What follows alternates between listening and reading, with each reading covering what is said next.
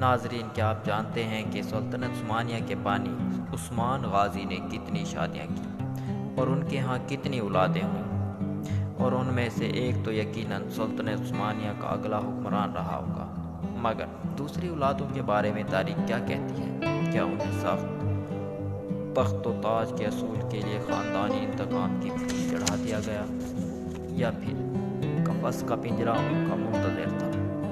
ناظرین، آپ کو بتاتے چلیں کہ عثمان غازی کی پہلی شادی رابعہ بالا خاتون جبکہ دوسری شادی مال بالا خاتون سے ہوئی۔ اب ان دونوں خواتین سے جو اولادیں پیدا ہوئی، سلطنت عثمانیہ کے عروج میں انہوں نے کیا کردار ادا کیا؟